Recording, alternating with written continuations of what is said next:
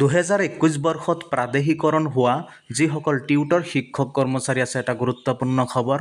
Tutor শিক্ষক কৰ্মচাৰীসকলৰ অৱস্থান ধৰ্মঘটস্থলীত যোৱাকালি শিক্ষা বিভাগৰ ফালৰ পৰা উচ্চপদস্থ বিষয়া উপস্থিত হৈ স্মাৰকপত্ৰ গ্ৰহণ কৰে আৰু শিক্ষামন্ত্ৰী মুখ্যমন্ত্ৰীক অৱগত কৰাব বুলি তেওঁ প্ৰতিশ্ৰুতি প্ৰদান কৰে। আপোনালোকৰ ধৰ্ণা কাৰ্যসূচী সেই কাৰ্যসূচীটো এনেধৰণৰ নিয়মানুৱৰ্তিতা অটুট ৰাখিব বুলি আশা কৰিলোঁ আৰু আপোনালোকৰ যিসমূহ দাবী আপোনালোকৰ দৃষ্টিৰ পৰা আমাৰ দৃষ্টিৰ পৰা বা সমাজৰ দৃষ্টিৰ পৰা সঁচা দাবী বুলি আমি ভাবিছোঁ আৰু এই দাবীসমূহ আমিতো একো ক'ব নোৱাৰিম। ইয়াৰ পৰা এটা নিৰ্দিষ্ট প্ৰক্ৰিয়াৰ মাজেৰে সকলো দাবীৰে সম্পূৰ্ণ কৰা হয় আলোচনা বিলোচনাৰ মাজেৰে।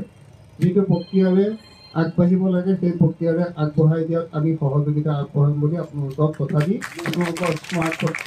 আপোনালোকৰ স্মাৰকপত্ৰ আমি গ্ৰহণ কৰিলোঁ। ইয়াৰ পাছত আপোনালোকে ইয়াত কোনো মাইক চাইক ব্যৱহাৰ নকৰাকৈ ইয়াৰ পৰা ধৰ্ণা কাৰ্যসূচীৰ পৰা আঁতৰি গ'লে অনুষ্ঠানটো আজিৰ কাৰণে সামৰণি পৰা অসম মন্ত্ৰীসভাৰ এই গোটেইকেইজন মন্ত্ৰীতকৈ তেখেতৰ জ্ঞান বেছি হ'ব লাগিছিল, কিন্তু এতিয়া আমি কাৰ্যক্ষেত্ৰত দেখিছোঁ তেখেত অযোগ্য আৰু সেই জ্ঞানত একেবাৰে শূন্য।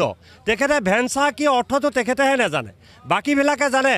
মানে মুখ্যমন্ত্ৰী ডাঙৰীয়া জানে, তাৰমানে তেখেতে ছিগনেল যেতিয়ালৈকে নিদিয়ে তেতিয়ালৈকে তেওঁ একো কৰিব নোৱাৰে। তেওঁ এটা ৰবৰ ষ্টাম্প, সেই ৰবৰ ষ্টাম্পৰ দৰে ৰৈ আছে। মুখ্যমন্ত্ৰীয়ে মোক কৰিলে কম, নকৰিলে নকওঁ, তেতিয়া সেই নকয় কাৰণে তেওঁ ভেঙুচালি কথা কয়। 30 বছৰ কাম কৰাৰ পিছত যোৱা 21 চনৰ 5 ফেব্ৰুৱাৰী তাৰিখে আমাক টিউটৰৰ পৰা অৱলম্বিত কৰি টিউটৰ সজালে। এই টিউটৰ হৈ পেলাই আমি 10,000 টকাত কেনেকৈ মানুহ এজন চলিব পাৰে, এটা পৰিয়াল কেনেকৈ চলিব পাৰে, এই পেটৰ তাৰণাত আমি সকলোৱে ওলাই আহিছোঁ। আৰু এই দুদিনৰ ভিতৰত যদি চৰকাৰে কিবা ভাল ডিচিশ্যন নলয় পৰৱৰ্তী কালত আমি জংগী আন্দোলন কৰিবলৈ বাধ্য থাকিম। মন্ত্ৰী হিচাপে আমাক যিখিনি সমস্যা সমাধানৰ ক্ষেত্ৰত মানে সক্ৰিয়ভাৱে অংশগ্ৰহণ কৰিব লাগিছিল তেনেকৈ কৰা নাই। তেখেতে আমাক তুলুঙা মন্তব্য কৰি আঁতৰাই ৰাখে।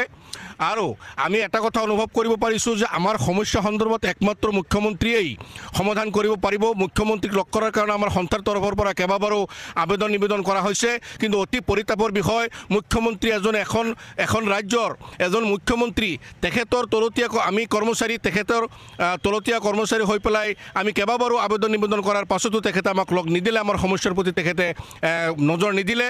গতিকে আমি এটা অনুভৱ কৰিব পাৰিছোঁ তেখেতে আমাক টিউটৰ সজাইছিলে 5 ফেব্ৰুৱাৰী 2021 তাৰিখে। গতিকে টিউটৰৰ পৰা আমাক শিক্ষকৰ মৰ্যাদা দিয়াৰ ব্যক্তি অসমত এজনেই আছে, সেইজনে হ'ল ডক্টৰ হিমন্ত বিশ্ব শৰ্মাদেৱ। গতিকে আপোনালোকৰ জৰিয়তে মুখ্যমন্ত্ৰী মহোদয়ক অনুৰোধ জনাইছোঁ যে মাননীয় মুখ্যমন্ত্ৰী মহোদয় আমাৰ প্ৰতি এবাৰ চকু দিয়ক। আমি 30-35 বছৰ কাল শিক্ষাদান কৰি পেলাই আজি ছাত্ৰ ছাত্ৰীক মানৱ সম্পদৰ দৰে এটা সম্পদ আমি গঢ় দিয়াৰ দায়িত্ব লৈ পেলাই আমাৰ জীৱন যৌৱন গোটেইখিনি শেষ কৰি পেলাইছোঁ। আপুনি এবাৰ অনুভৱ কৰক যে আপুনি যিটো মজুৰি আমাক দিছে একমাত্ৰ আমাক সামাজিকভাৱে আৰ্থিকভাৱে আমাক পংগু কৰাৰ বাদে যে অন্য কোনো ৰাস্তা নাই। গতিকে